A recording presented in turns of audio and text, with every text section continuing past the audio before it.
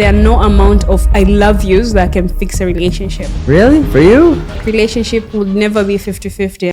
A relationship should feel at all times like coming home and taking out a bra after a long day. Some fighting is normal. Love takes effort. It doesn't have to be perfect, but if it works. Sex will not always be number one to keep that relationship going. You don't believe I believe you. Your face doesn't necessarily say. Is this why we haven't had kids? You are not ready to have kids. Shut up. Oh my god, that was my next point. You can have me for dessert. Okay. Oh, Theron's blushing. This is cute. Hey guys, welcome to The Journey. I'm your host, Kymmiee lately, and joined with me, should I do it? Co-host on probation. Co-host on probation. Everybody, this is Theron, my partner, my boo. Hi Theron, welcome back. 3 times the charm. Today we're going to talk about the realities about being in a relationship. So if you're in a relationship and there are some things that you see and you're like, this doesn't seem normal, there are things that we have gone through and quite honestly found out that they are normal and you're not the only one. Do you want to start this out? What's our list? What's one thing that you think is very normal in a relationship that you've gone through it, I've probably gone through it, and then this relationship or previous relationship, and some people can be experiencing it? Some fighting is normal. Why did you always have to start with the People are not always going to agree on everything, and occasionally a disagreement will need to be settled. Okay, do you mean fighting or conflict? Which one's bigger, by the way? Fighting seems a bit extreme. Yeah, it's not ideal. You don't want to be fighting, but sometimes it happens. Okay, I think I agree to that. And for me, I actually think fighting or disagreement or maybe a little bit of conflict in a relationship is, I'm gonna go out of the limb and call it healthy, but it's okay. The only plus side from a fight or a conflict is the conflict resolution. It kind of helps you understand. There's the conflict resolution. I think it also, depending on what it's about, it can also show that you're both in the relationship, interested in the relationship, because maybe you're arguing about points about the relationship or something like that. So to the extent that both people care enough to want to have a disagreement about something, then that's also a good sign. If somebody just checks out and just well, whatever you want, whatever, then maybe they're not really actually that engaged in the relationship. We kind of touched a little bit in one of the episodes we did about love languages. I think I learned this from you, that you also have conflict resolution languages. Some people want to cool off, some people want to deal with it right there and then, and some people, not me obviously, just they stonewall, which we found is not a very healthy thing to do. Yeah, I think that it can make sense to take a small break, to let things cool down a little bit. If you're not able to come and talk about things calmly, certainly you want to avoid the cold shoulder and stonewalling and stuff like that. Instead, just try and communicate a little bit. Just be like, listen, I need this much time, and then we can come back and see where we're at. Right, rather than just being like, I need an indefinite amount of time, and I'm so that's the difference. If you need time, you need to actually have a deadline on the time. I need some hours to cool off. You need to give the other person some indicator of what is actually going on. It's nothing to do about me, is it?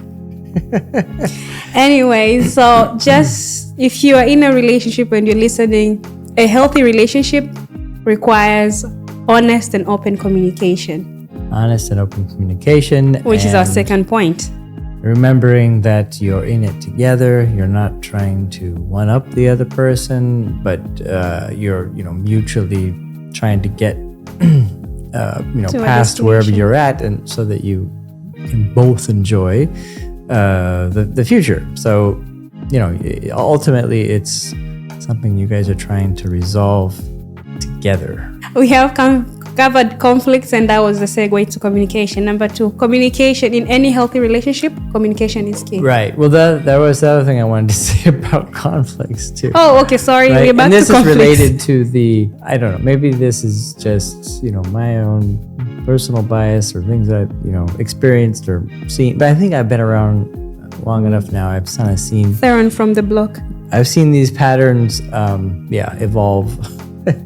which is, I think, also that a certain amount of sort of strife and, or like in a relationship, sometimes it might just be, again, like some testing by one party.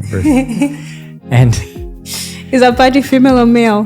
More likely to be female in my experience, but I'm sure there are men who do it as well.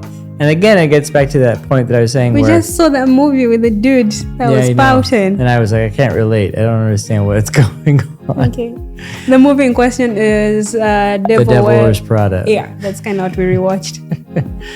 But yeah, back to that idea that both parties are engaged, and that might cause some conflict, but that's a good sign.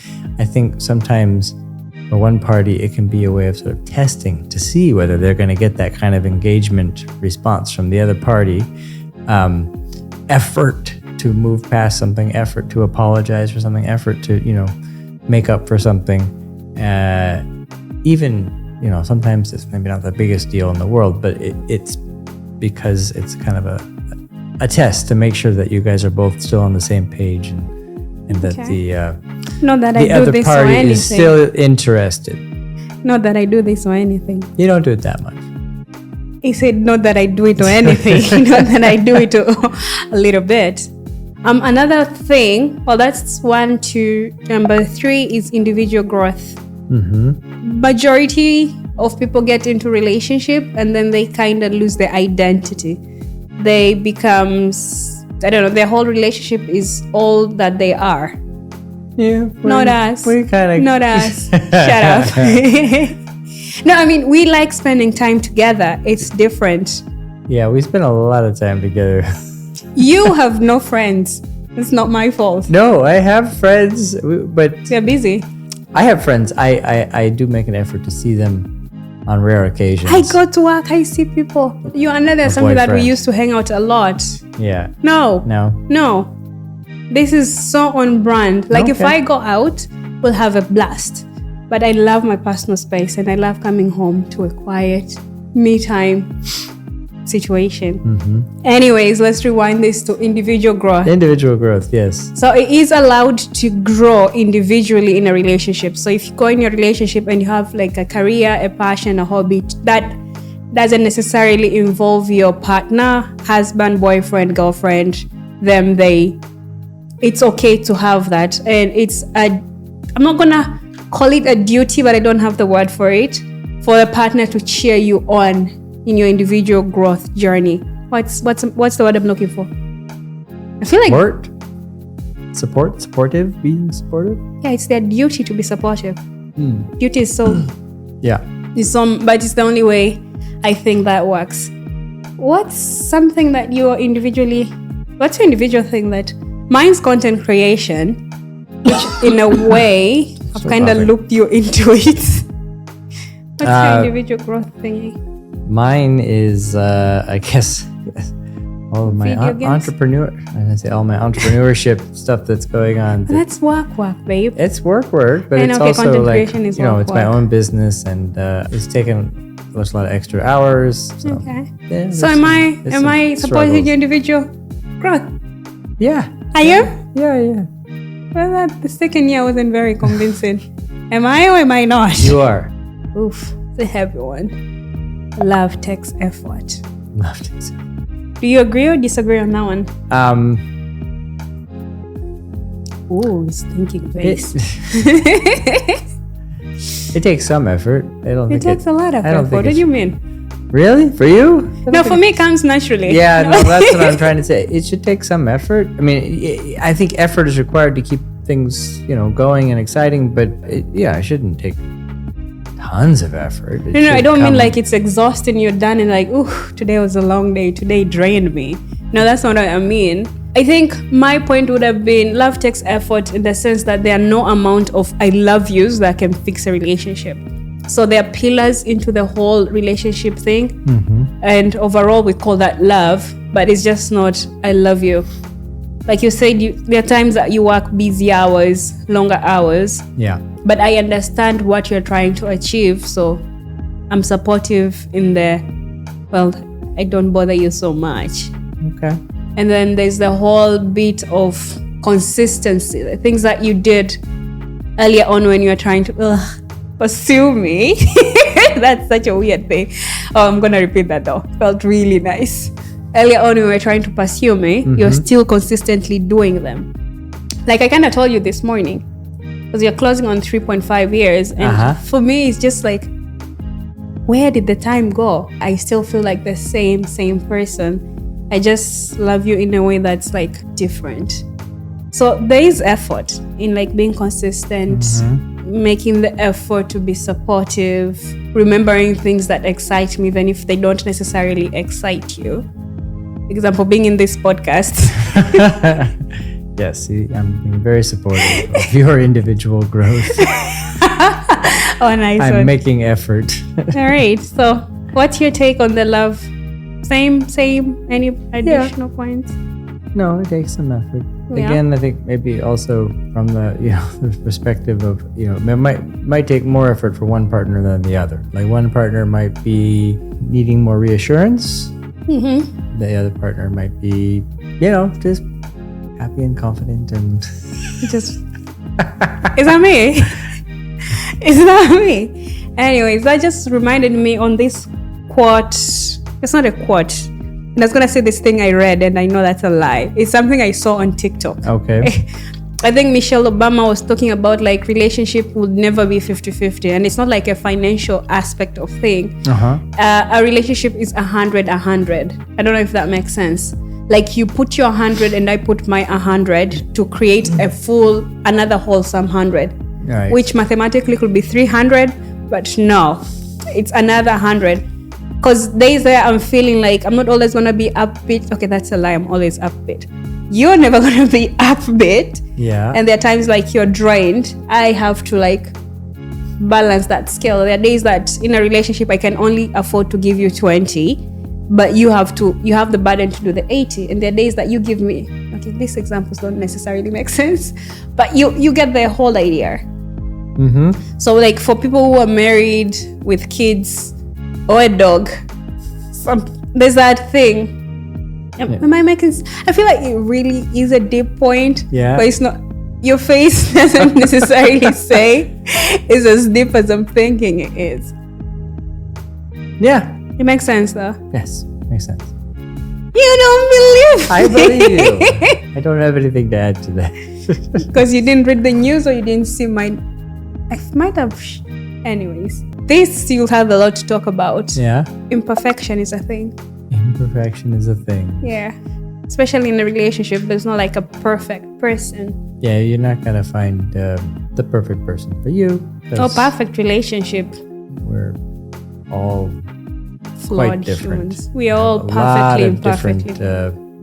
Different, influences that make us who we are. Are you gonna go into depth into free will? Oh, right. Yeah. There's no free will. It's obvious that's the case. And which also, if you can embrace that reality, then what comes with that, though, is that you might then be able to be less judgmental. Because you realize that people, and this is anybody, right? But also your partner, are people. And, like I said, they're made up of their experiences, their biology, all this kind of stuff, comes together, culminates in them. Like that is just who they are. And, ultimately they're not going to be responsible for the decisions in a sense that you need to judge. You might, communicate like, hey, this was not, helpful. This was not good. I didn't like this, whatever. But you don't, need to hold a negative sort of view of them associated with things which they just really have no control over. They're going to do what they're going to do. They're going to be who they're going to be. It doesn't have to be perfect, but if it works. If it floats your boat. If it floats your boat, then stay with that person. If it doesn't, you're probably not going to be able to, radically change a person from who they are to somebody else. And maybe you can change them a little bit. You can change them a little bit. You can't change them a lot. Yes. No one's perfect. So we are all perfectly imperfect people. And if, especially in the relationship, when you're starting to get to know this person, and there's this one thing that they keep doing, especially earlier on in the relationship, that you actually don't like maybe like a purple flag or a pink flag, or maybe a red flag that you're trying to overlook, that particular thing later on in the relationship is just going to be like this big thing. It's only going to get bigger and more intense as it goes on.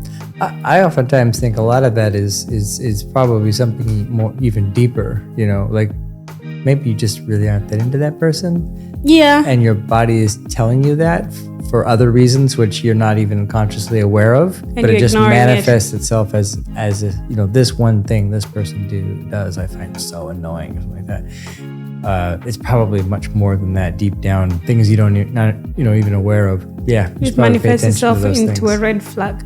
So unless it's a red flag and you're really trying to overlook, well, that's a whole different thing. So I wouldn't even go to the terminology of red flag, whatever. Like I said, there's no judgment. It's just who they are, right? There is judgment. What do you mean there's no judgment? There's no judgment. It's who they are. You know, you can communicate in your point of view and see if it has any effect. If it doesn't, don't think that's going to change. Okay, let me give you an actual example. Guys don't necessarily relate to this, but the ladies might. So there's always like a list of things you're looking for in a guy. 1, 2, 3, 4. They check all the boxes, but he's a gambler. Mm-hmm. That's your red flag. So if you ignore the gambling in the beginning, later on, when you've gotten used and the sex hormones have like dialed down and you have to like see this person, that thing that you used to like overlook all in the name of good sexual chemistry, when that has all like dialed down and you're like evolving to a different form of intimacy, that thing is going to be like prominently there. Yeah. So that's kind of where I was driving the point. Yes, people are not perfect. Relationships are not perfect. Unless you're overlooking a red flag, it's going to cost you in the future. If it's not a red flag, then this is something you can know. Yeah. But a red flag could be, I mean, I'm not going to call them red flags, but please call them red flag. It was almost like Gen Z as simple of you. as like, you don't like, I don't know, something like don't like pickles. The way that they burp. Okay, there's like an extreme. You saw where I was like, there's like the gambling or a wife beater or a female beater, and then there's like how you breathe. Those are like different sides of the spectrum. Yeah, but like I was saying, one of these other things, the fact that you find just very basic things about somebody annoying? Maybe is a sign that they're just not the right person. And again, on the other hand, overlooking things gambling, potentially major issues. I agree. Long term, that's going to get you into trouble. Also, before we close the whole perfect imperfectly thing, I just want to reiterate, there's nothing perfect. No matter how much the social media, I'm probably part of the problem. We should always like remember people are showing you microseconds of their day. And majority of people don't go online to like tell them like, boo-hoo, I was fired today or I was beaten. Everybody goes online to show their highlights. But I feel majority of people forget that social media is like a CV of all my highlights. Like I traveled, this is my high, but you might have traveled and you fought in that trip, but nobody's gonna know. You might have had a horrible day, or had a great day and then it turned sour, but nobody's gonna see that. And I'll go on social media and be like, look at me, I have this amazing person. I mean, I do, but you get the point. Yes. So again, let's just remember at the back of our heads, we go on social media, you look at somebody's content, you aspire, you admire, you get envious. But let's just remember this is somebody's highlight CV, highlighted moments of their life. So let's not compare is kind of where I was trying to draw this long sentence to. I felt really good about that one. Jesus, I should get that on a t-shirt. Maybe that also relates back to your perfectly imperfect thing, right? Yeah. I kind of touched up on something. We started it and I was like, the intimacy evolving. Like intimacy does evolve in a relationship. I'm talking about what's that? Histogram. It's not a histogram. What's that? X and Y axis. Yeah. What is that thing called? a graph. Okay. If majority of the relationship starts with like sexual chemistry and then builds deeper and deeper from there. Mm-hmm. So you might just find somebody, they're good looking. So the first thing your body will be like humping. Like sex. Sex is always the biggest thing. You're not thinking, there are very few people that will meet somebody and be like, can I connect with this person on the highest form of intimacy? For some, it will be spiritual. For some, it will be intellectual. It doesn't really matter because to each their own. Mm-hmm. But majority of us, when we're like, I met a guy and I liked him, but there was no sexual chemistry, so you'll not pursue it. But if the sexual chemistry is there, that's always a sign like you guys, it makes sense. Yeah, it's a starting point. It's a good starting point. If you're doing a marathon, the starting line always has like a sexual chemistry. But over time, there are other blocks that come into place, and it's not always going to be just like sexual is where I'm saying. So there's like a deeper form of intimacy that does evolve. Not that sex is going to go away, but sex will not always be number one to keep that relationship going. Right. Well, I talked about this before. All right, the way humans are sort of designed, there's some sort of point of time when if you haven't had kids together, you've been together for a while, but you haven't had kids together, that, subconsciously your body's going to start trying to basically break you up. I don't believe this. This is something Theron has said before. And can I do a backstory before you continue that? Okay, sure. So T is such a chill person. We barely fight, and I'm not doing this to toot his horn. I'm okay to fight, like whenever you're ready. T, on the other hand, will not fight. He's not like a fighter, and that's a good thing. It's like a proper green flag. We've been dating now close to 3.5 years, and then we went, I think, through the entire year without fight. The first year of us dating, which was very weird because I'm known to like start fights. Even if he senses a fight, to be like, okay, this is going on. He will like analyze it and then move from there. But in around year two, I think is where we first had our first fight. He just sat me down and was like, babe, I know what this is. It's because we've been 2 years and your body wants a baby. I have never been so confused by a statement because I was proper mad. And he just looked me in the eyes and they're like, I know what's going on. You want a baby.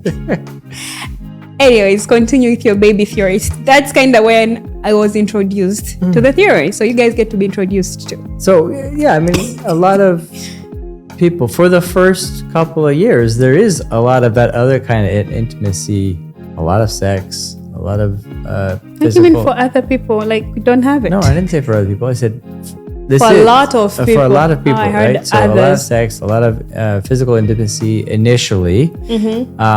That will start to change. And the question is, what does it change into, right? So I don't know, maybe I was thinking like maybe it's worthwhile for people to wait to have kids to see to if that's going kind of test this out, to be like, okay, what does this look like when the passion side of things is gone? It's just me and you. It's not gone, but it's much Dwindled. It's much dwindled, right? I used a big word. Good Dwindled. job. Good for you. Oh, fuck off. Why would you do that? I forgot. Good for you is an insult to Kymmiee. Okay, a side note to anybody listening this. If you did something very good and then somebody says, good for you, how do you take it? For me, it just feels super sarcastic. I feel like you should, maybe there's different ways of saying it, but I feel like the words themselves, good for you, sounds like good for you, not like, yeah, oh, good for you. Good for you. I don't know. See, there's different ways for me, it comes it. from a sarcastic side, especially when you do but it. You also know I'm not sarcastic. Right? I know, which is why it hacks a lot more. And you just say, good for you. Anyways, after it has dwindled. Yes. Yeah, do you still have things that are going to keep you connected and allow you to overcome these pressures which your own bodies are going to create on you? Because that's really ultimately, even after you have kids. Otherwise, you have kids and you will get bonded and you'll get into that relationship. Parenting stage. It's full on. And a lot lot of people, I think, maybe relationships sort of just continue for a long time because once you have kids, I mean, that is what you're doing. You're having kids and you're focused on your kids. Okay. So your theory is People date, and then around year 2 or 3, they need to have kids so that they go into a new form of intimacy. No, I'm saying they don't need to have kids. I think they should wait to get past that period first and see what happens. And After if they the can make passion it has as a dwindled. couple, then they have kids. Okay. Yeah. In theory, human couple bonding, especially the really physical, intimate part of it, it's most intense for the first 2 or 3 years, which is meant to produce a baby. And is this thing backed up by science, or is this just from your I head? think there's some science behind it. I haven't. Mainly I've heard it more from, I guess, relationship writers and stuff like that. So maybe that's a period when you wait. You don't have kids then, To see if and you see what your relationships turns into after 2 years with no kids. Okay, so you figure out, was it love or lust kind of situation? Yeah. Okay. You figure that out. Is this why we haven't had kids? Is this love or lust? Well, we were gonna wait. We were gonna wait at least a couple years, anyways. But because you were not ready to have kids, you were like, "I'm a baby. I'm a baby. I'm a baby. I'm a baby." Anyways, let's take it back. While we're on that bit, another thing that people have to know, it's not it's a reality. You have to prioritize your relationship. I mean, this kind of goes hand in hand with what we spoke about earlier on, like love takes effort. So as you had mentioned, for some people who have not waited to have kids, those who have had kids right away, there's just being an individual, being in a relationship. So there are so many aspects of you that collide into one. And if you don't take time consciously to prioritize your relationship, it might fall into the cracks. For some people, you have to work, you have to work out, you have to be your own person, you have to do your hobbies. So all these things require your time and effort and energy, but so does your relationship. So you need to prioritize. What's the word I'm looking for? There's a word I'm looking for. Consciously prioritize your relationship.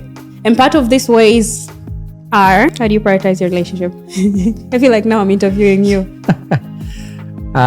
Checking in with each other. That's At least weekly. Yeah. Try and squeeze a date night in once a week or so. Yeesh. Can. Yeesh. No. That's priority number 1. If Date this was nights. going to war, what's that thing? The level of, I don't know, they always call it it's military lingo. It doesn't matter. Anyways, So, a date yes. night is a must. You had, I think you introduced me to this, going out into nature. Oh, right. I mean, it's something that's good for both individuals and for couples. That natural surroundings are good for humans. They help us sort of recenter. There's just something about them. They're very complex. They have a lot of randomness in them. They're not very predictable. And then they have this sort of intrinsic beauty about them. And so, being able to go out and, walk, be in nature is good for the soul, good for everybody. Okay. And, so you mentioned good for couples. relationship check-ins. What do people do in such things? And how is that different from date night? How is it different from date night? It's It could be one and the same, or it could asking, be different. your partner, hey, are you feeling loved? Are you feeling, appreciated? Okay. And then a date night is when you consciously take them out, wine and dine them. Her. Or them. Yeah, you know why I'm telling me? You can have me for dessert. Okay. Oh, Theron's blushing. This is cute. Trust is fundamental. That's another thing, all relationships have in common. Yeah, long term, you just gotta have deep trust in each other. And it's easily broken and very difficult to repair. Fix it. And I don't think I think you people can maybe fix it, underappreciate that, how difficult it is to repair. Excellent. Especially when you do bigger things like infidelity, bigger lies, gambling. I don't know why gambling is Did you watch something about gambling? I don't know. Wife beater. I don't. I might have seen this on TikTok. They're like up there, but those are like big things. These are you should not even start the relationship with this person. I know what if they were like hiding them, and then you find it out later in the relationship. Yeah, you this run. is by the 2-year thing too. Also, yeah. You wait to figure out if they're a gambler or you'll figure out a lot of things in 2 years about the other person. Okay, yeah, that makes sense. So yeah, trust is big, and I don't know, especially if somebody breaks my non-negotiables. I don't think. No, I know for sure. It's unfixable. I have a few non-negotiables because every relationship must have non-negotiables. That's another thing.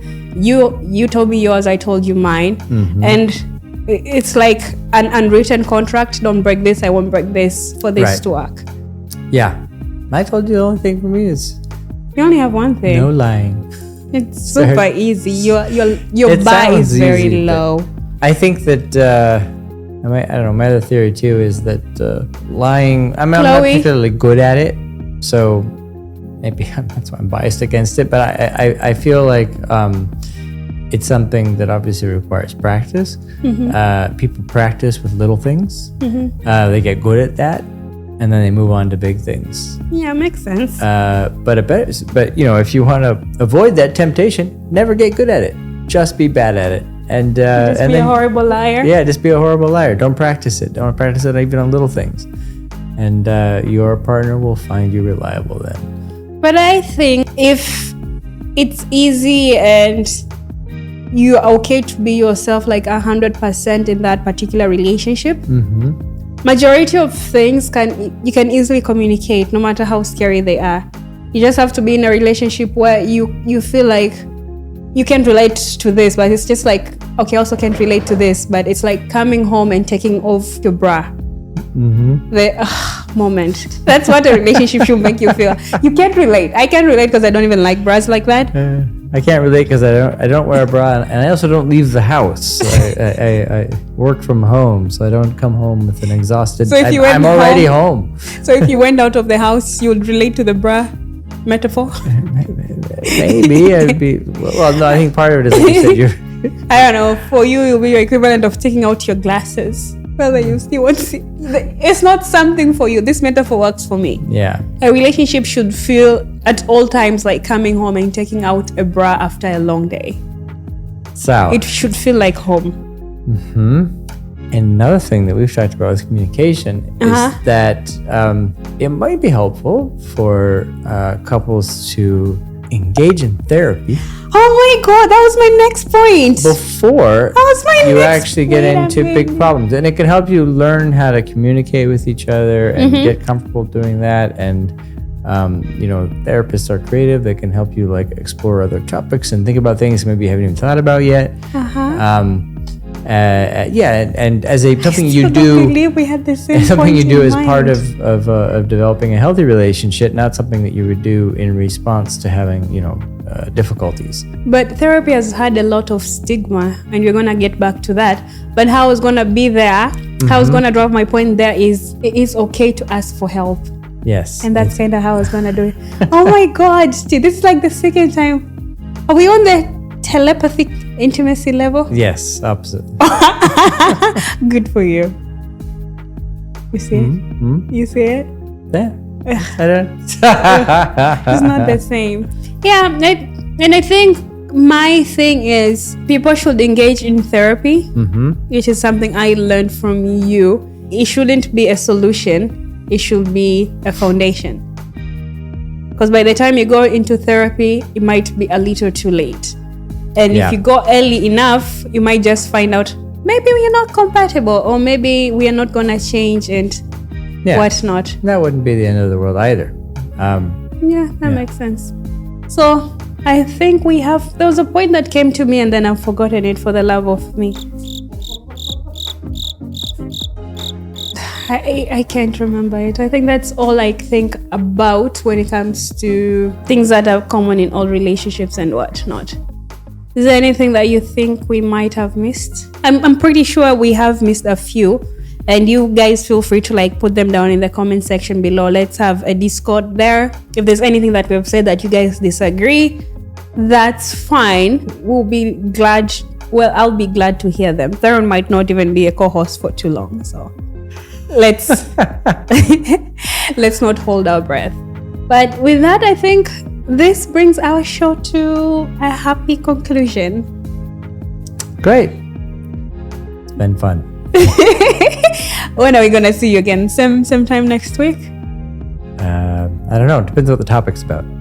Okay. So anyways, if you guys have topic suggestions for T that will bring back T as our co-host, do let us know. Until next time, I'm gonna love and leave you guys. Mwah.